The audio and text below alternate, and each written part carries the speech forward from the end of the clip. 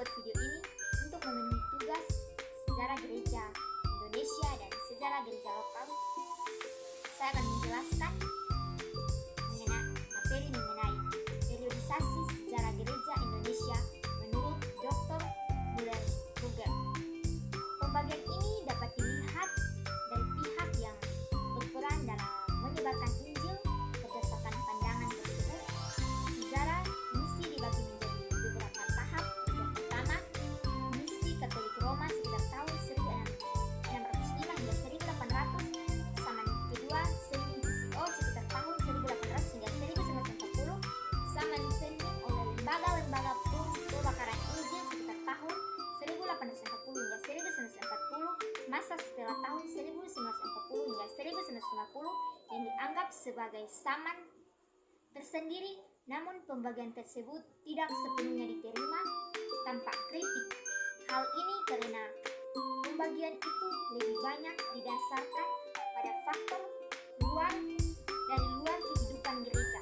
Oleh sebab itu, ada pandangan lain yang menilai bahwa pembagian periode seharusnya dilihat dari perkembangan yang terjadi di dalam gereja, seperti perluasan gereja, organisasi gereja, maupun ajaran yang berkembang. Salah satu periode penting adalah tahun 1522 hingga 1800, yaitu masa ketika kekuatan negara seperti Portugis dan GCO memiliki peranan besar dalam perkembangan dan penyebaran agama Kristen. Pada masa ini, kegiatan misi seringkali berjalan seiring dengan kepentingan politik dan perdagangan. Selain itu, cara pendekatan terhadap agama dan budaya lokal di Indonesia seringkali bersifat negatif. Kepemimpinan gereja juga banyak berada di tangan orang Barat, dan organisasi gereja bersifat hierarkis. Dalam praktiknya, beberapa kelompok Protestan bahkan menjalankan misi dengan cara yang mirip dengan misi Katolik.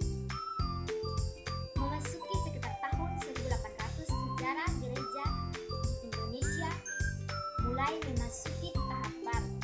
Tahun 1660 sering dianggap sebagai titik penting yang menandai perkembangan baru dalam kegiatan sending. Oleh karena itu, periode 1800 hingga 1930 dapat dibagi menjadi dua tahap, yaitu 1800 hingga 1860 dan 1860 sampai 1930. Pembagian ini didasarkan pada beberapa faktor seperti perluasan gereja, cara pandang para seneling, peran orang Indonesia dalam kehidupan sejarah, serta perkembangan dalam bidang politik.